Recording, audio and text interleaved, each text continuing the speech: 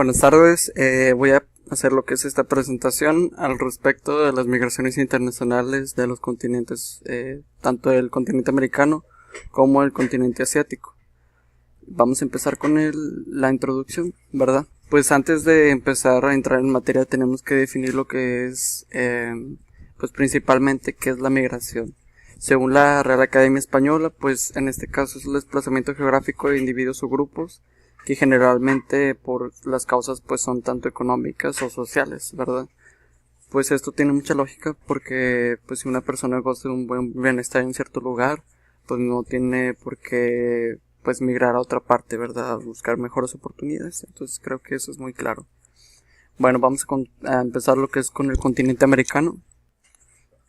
Para empezar, pues vamos a hablar sobre la historia migratoria en el continente americano, ya que pues se derivan muchas teorías realmente sobre cómo el continente americano comenzó a poblarse, pero sabemos que gracias a las disciplinas tanto de la arqueología como la geología, la antropología y el análisis del DNA, pues es fácil pues pensar que quizás pues llegaron del continente asiático, aunque no está claro realmente el patrón de migración y los tiempos exactamente. Pues sabemos que muchos pueblos originalmente del continente americano pues son de origen asiático. En este caso pues se ve lo que es en el mapa del mundo con inclusive los subgrupos y los grupos del DNA que se han descubierto, y pues notamos como como ciertos patrones inclusive de DNA, tanto el Q3, el C3b, son tendencias principales en el continente americano. Bueno, después de que ya empezamos a establecer lo que es el cómo llegó las personas a lo que es a la migración a América, pues tengo que recalcar y también es importante mencionar que el continente americano siempre ha sido un continente de migrantes, o sea, nunca ha sido un continente realmente que haya surgido una población como tal, más bien siempre ha tenido esta tendencia a migrar, entonces pues es algo muy importante destacar. Después de lo que se dio la migración principalmente los seres humanos a este continente, se da lo que es la etapa de los descubrimientos, que en otras palabras pues es la migración europea hacia América. Se entiende también que tanto en el siglo IX como en el siglo XI pues empezaron lo que son las navegaciones por parte de los vikingos a los actuales territorios de Canadá y también algunos territorios que se encuentran actualmente en Groenlandia. Solamente que en los registros se menciona que los vikingos tuvieron problemas con la población indígena, entonces pues fue muy difícil pues conquistar esos territorios y tuvieron que abandonarlos.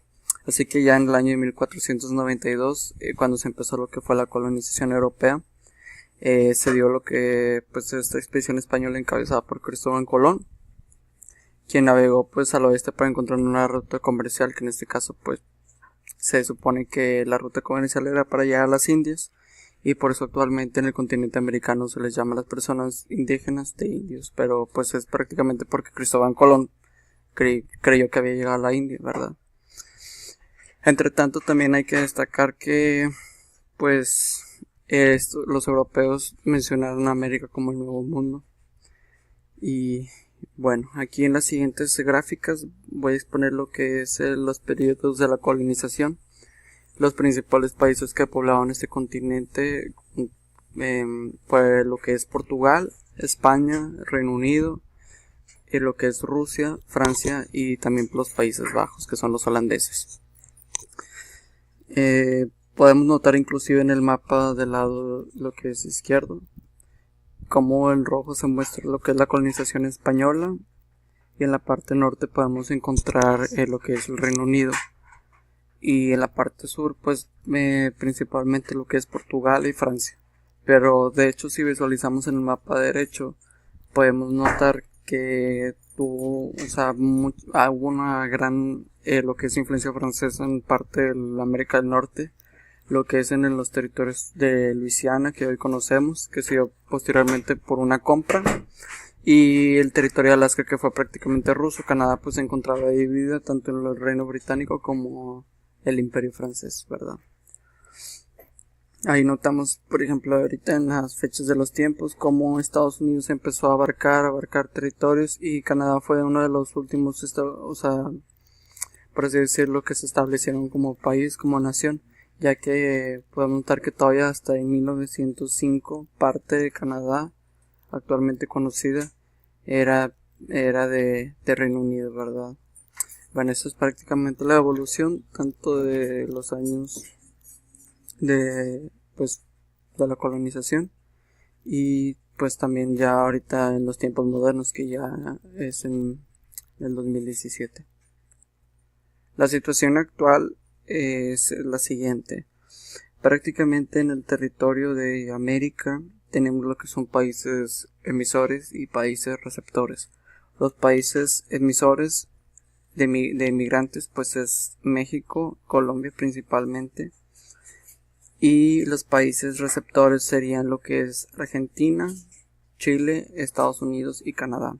Chile no se marca en verde, pero es una imagen ya algo antigua, entonces los datos no están actualizados. También notamos que hay también otro tipo de migración, la cual es la migración por trabajadores cualificados, que en este caso es de América del Norte, lo que viene siendo Canadá y Estados Unidos, hacia la Unión Europea, y viceversa, tienen un tipo de acuerdo, y por eso es importante destacar esos dos tipos de migraciones. Bueno, pasamos a lo que son los tratados y acuerdos. En este caso yo lo puse porque estamos hablando sobre el flujo de personas, ¿verdad? Sobre la libre frontera. Por ejemplo, notamos algo muy interesante en la imagen del lado izquierdo, porque notamos inclusive aquí abajo que NAFTA, que es lo que es el Tratado de Libre Comercio de América del Norte, posee, por así decirlo, reglamentos de comercio inclusive económicos, pero no posee reglamentos para pues libre entrada de personas entre esos tres países. O sea, no hay un flujo de personas como tal. Pero notamos, por ejemplo, en CARICOM, que es la comunidad del Caribe, notamos también en la comunidad centroamericana y la comunidad andina y Mercosur, que ellos, al contrario de NAFTA, lo que es el Telecan, ellos sí tienen un acuerdo para flujo de migrantes. ¿Qué quiere decir? Por ejemplo, en Mercosur, si eres un brasileño y quieres ir a Argentina, no necesitas pues realmente pasaporte, nomás necesitas lo que es tu cédula de identidad. Si tú quieres trabajar también puedes hacerlo, y se da algo así como parecido a la Unión Europea, ¿verdad? Pero y también algo que tiene mucho América del Sur a destacar es que tenemos, por ejemplo, en la imagen del lado derecho, que es la que está aquí, notamos, por ejemplo, que la Unión de Naciones Sudamericanas, que se le conoce como UNASUR, ellos tienen también acuerdos de libre tránsito de personas. Entonces, pues eso fomenta una unión más cercana y allegada entre esos países latinoamericanos. Algo que me llama mucho la atención en particular es que todos estos bloques y todos estos acuerdos, inclusive en los pasaportes, es tan importante esos tratados internacionales para ellos, que lo ponen sobre la capa. O sea, como si, por ejemplo, ponen, no sé, Perú y abajo ponen Comunidad Andina, porque se destaca ese fortalecimiento de unión entre países. Inclusive en Brasil también, pues Mercosur, también el pasaporte argentino. Desafortunadamente, lo que pasa, y principalmente lo veo como una causa, es que si comparamos lo que es México con Estados Unidos y Canadá en sentidos económicos, pues claro está que son valores exorbitantes, o sea, vaya, son valores sumamente diferentes. Y en América del Sur tienen cierta tendencia, claro que no todas las economías están muy bien, pero tampoco las economías están muy mal, y no hay una diferencia tan drástica con América del Norte, por los problemas de migraciones que ha habido en México hacia Estados Unidos e inclusive hasta Canadá. Pues por eso ha sido un poco más difícil establecer este libre tránsito de personas. Aunque inclusive los globalistas hace un tiempo mencionaron que la inmigración es un proceso que no se puede detener ya, y menos en América del Norte, ya que es todo un balance. O sea, los mexicanos trabajan en ciertas cosas en Estados Unidos y realmente apoyan a la economía estadounidense. De hecho, la otra vez leí que realmente los migrantes apoyan y mucho lo que es el PIB de los Estados Unidos, y sin ese porcentaje de PIB pues habría un desbalance pues muy fuerte. Entonces pues también es de ver ambas partes, ¿no? O sea, tanto negativos como positivos. Bueno, pues vamos a seguir en esto. Las tendencias en América, por ejemplo, notamos que los principales países de origen, como ya lo habíamos mencionado, es México y Colombia y El Salvador. Colombia tiene una población mucho menor que la de México, así que 2 millones pues sí es algo para como si nuestro porcentaje fueran de 20 millones acá. Entonces pues sí es increíble. También algo que notamos es que los niveles de integración, esta imagen es de la CEPAL, y se incrementó lo que son los flujos intrarregionales entre el 2000 y el 2010, y también menciona que 28,5 millones de latinoamericanos y caribeños residen en países distintos a los de su nacimiento.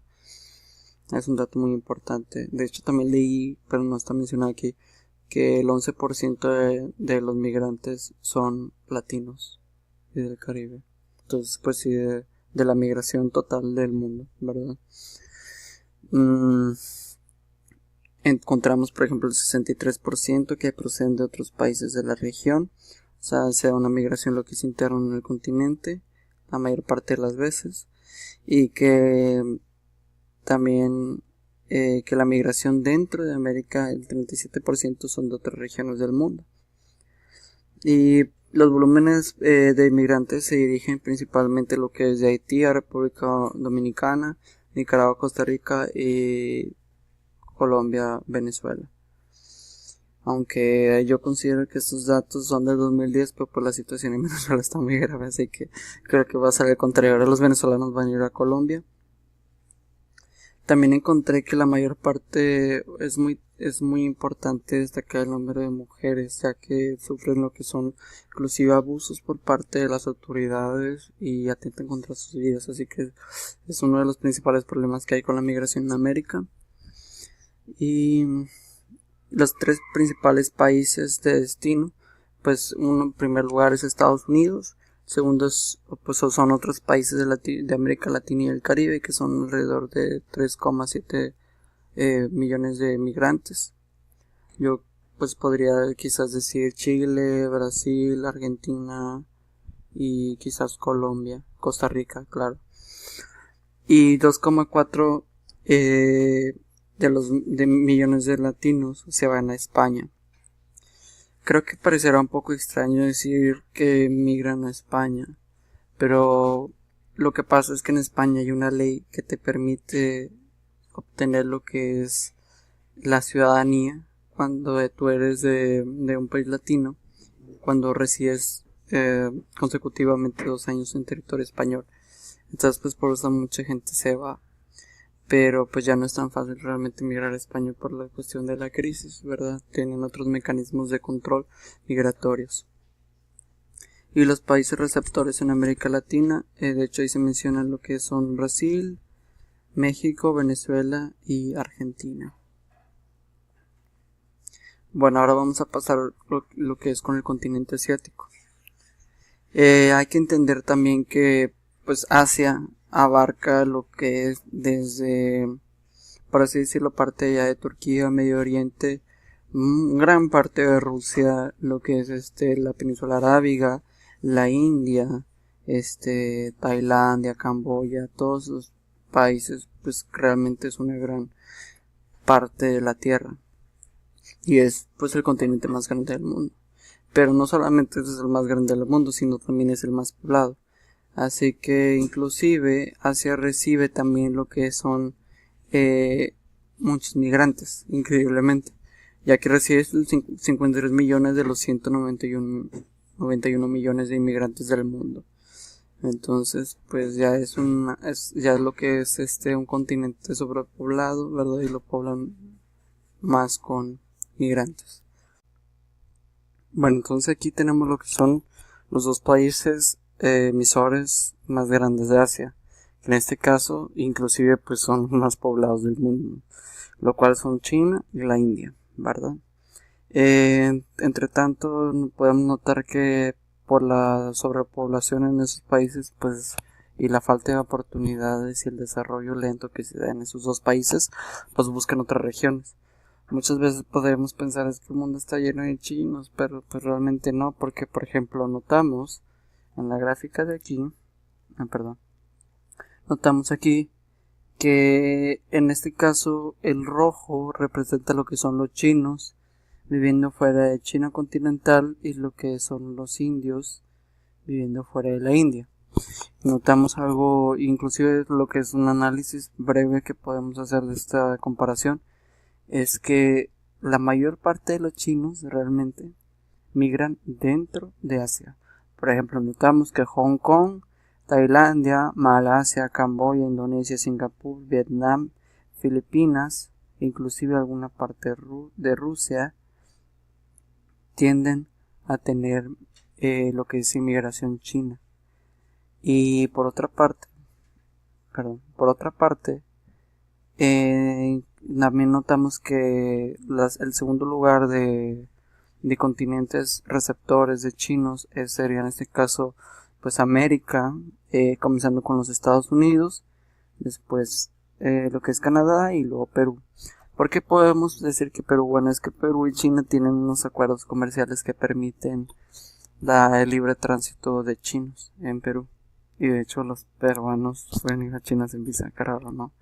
Pero bueno, son acuerdos entre ellos. Entonces es muy muy interesante ese acuerdo que ellos tienen. Y vemos que pues el otro continente, Europa, pues sí no es tanta recepción de chinos, solamente más lo que es en Gran Bretaña y en Francia. Y finalmente pues vamos a hablar sobre los hindúes o de la India, ¿verdad? Los indios. Notamos que, por ejemplo, la mayor parte de la concentración de los hindúes se concentra en la península arábiga, que sigue siendo parte de Asia, perdón. Entonces notamos que en Arabia Saudita y en los Emiratos Árabes Unidos tienen mayores porcentajes, porque en esos países requieren mano de obra muy muy barata, entonces tienden a contratar muchos indios, ¿okay? También en Sudáfrica. En Trinidad y Tobago y en Guyana es interesante, pero hace ya algún tiempo ya había habido lo que fue una fuerte migración de la India a esos países de Latinoamérica. Inclusive el hinduismo se concentra principalmente en esa región. Así que quizás pues por contactos, por familia o por otras razones, pues se les hace más fácil viajar a esos países. Ya en los países árabes, pues como Bahrein, Qatar, Kuwait, Arabia Saudita, Omán y Emiratos Árabes Unidos, pues es más que todo por cuestiones laborales. Los hindúes y los indios tienden no a quedarse tanto ahí porque pues ellos son muy unidos a la familia, entonces se regresan lo que es a la India y pues ya con lana, ¿no? Con dinero. Pero también va lo que es a Sri Lanka y a Malasia. Bueno, eso es principalmente las razones de por qué emigran y los principales países emisores de migrantes. Bueno, pasamos ahora a los bloques regionales y la situación geoestratégica. Tenemos principalmente tres. Lo que es muy difícil de definir en Asia, a pesar de América, es que a diferencia de América, que tiene libre tránsito principalmente y obviamente en América del Sur, en Asia no tienen tanto esa tendencia de libre tránsito. Yo considero que es principalmente una es porque hablan idiomas diferentes, todos. Dos, porque pues sus culturas son totalmente distintas, o sea, esos son pueblos autóctonos. Inclusive dentro de China, dentro de Tailandia, dentro de Malasia o Vietnam, Camboya, son países que inclusive tienen grupos étnicos de mucho mucho tiempo, que tienen sus costumbres, su cultura, entonces pues es difícil quizás hacer un acuerdo. Aquí como un latino que es un poco, pues comparte lazos históricos, comparte un mismo idioma, ¿verdad? Y eso lo hace un poco más apto para tener una integración regional.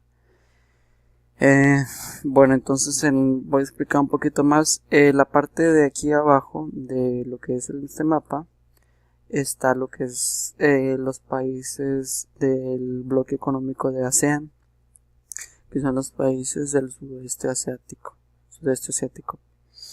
tales como Filipinas, Laos, Vietnam, Brunei, Malasia, Camboya, Singapur, Myanmar, Tailandia e Indonesia. Aquí también algo que pasa mucho en Asia que dificulta más que todo su integración, aparte de ser muy grande como ya lo he mencionado, es que sus economías realmente son demasiado diversas. Todavía en América Latina pues quizás no son economías altas, pero tampoco no son tan bajas, o no la mayoría baja como en Asia, ¿verdad? Allá o hay ricos o hay pobres, o sea, no hay realmente como una clase media como tal, y por eso es más difícil entender estos conceptos. A pesar de los esfuerzos que han hecho sobre las integraciones regionales, pues no lo han conseguido totalmente. Es por eso que propusieron lo que es el APEC, ¿verdad? El Acuerdo del Asia-Pacífico, en el cual inclusive el continente americano participa, y en esto se da la migración de personas cualificadas entre los estados miembros. Permite siga quizás a lo mejor un poco más de tránsito en cuestión laboral, cualificada, una vez más lo digo, pero también comercial, o sea, sí ayuda. Pero es por la misma cuestión de que, pues, si en Asia no pueden ponerse de acuerdo por tratados de tal magnitud, pues buscan otros bloques ya consolidados como América del Norte, que notamos en esta parte, o inclusive la comunidad andina, o pues lo que es Chile, ¿verdad? Bueno, entonces otra cosa que hay que ver es esto. Muchos, bueno, pues a simple vista no lo identificamos, ¿verdad? Pero es lo que esa es la comunidad de estados independientes. Yo creo que podría dividir Asia. Vamos a regresarnos un poquito en el mapa. Bueno, podemos inclusive dividir Asia lo que es en grandes potencias, como lo que es Japón. Pues la economía surcoreana es excelente. La economía de Singapur, el desarrollo humano que tienen. Y pues claro, el país con mayor población y uno de los más grandes del PIB, creo que hasta ya supera Estados Unidos, y países emergentes como la India. Podríamos destacar entonces quizás esta parte como Asia Central, lo que es el sudeste asiático, la península arábiga, y nos quedan lo que son los países que de hecho están marcados. Como sabemos, la URSS pues tenía varios países que formaron parte de esta ideología socialista, y después de que se desintegró la URSS se dio lo que es la CEI, que es la Comunidad de Estados Independientes. Ellos, a diferencia de los otros asiáticos, ellos sí tienen libre tránsito. Lo que es una persona de Azerbaiyán puede viajar a Georgia sin visa, o los rusos pueden viajar a Azerbaiyán, los kazajos viajan a Rusia, etcétera. Son muchos ejemplos. Tenemos inclusive países observadores tales como Mongolia, que no necesariamente pues no era así tan metido en eso, pero lo interesante es que se dan varias culturas. O sea, Asia tiene esta cultura árabe, que podríamos destacar la Liga Árabe, ¿verdad? Que forman parte de ciertos países. Podemos también destacar quizás lo que es el CEI, ASEAN y APEC. Principalmente son los bloques de Asia. Pero la Comunidad de Estados Independientes pues sí tiene más tintes europeos, podría decirlo, ¿no? Buscan lo que es una integración regional, quizás ya no ideológica, pero sí comercial y económica, ya que los países de la Comunidad de Estados Independientes hablan la mayor parte de ellos ruso, por la cuestión de la Unión Soviética, y pues eso les facilita, por así decirlo, pues el comunicarse entre ellos, cosa diferente que sea en otros países asiáticos, ¿verdad? Y bueno, con esto termino mi presentación, y solamente como conclusión quisiera decir que sí es un tanto difícil pues abarcar muchos temas sobre la migración, sobre los antecedentes. Claro está que pues sí faltan muchas cosas al respecto de las presentaciones, pero puedes poner lo que son las tendencias y las cuestiones migratorias de ambos continentes y pues, los países emisores y receptores, ¿verdad? Que es lo más importante. Y con eso termino mi presentación. Muchas gracias por visualizar, profesor Víctor, y gracias por darme la oportunidad también de estar aprendiendo estos nuevos temas y desarrollar mis propias conclusiones y teorías e hipótesis. Gracias.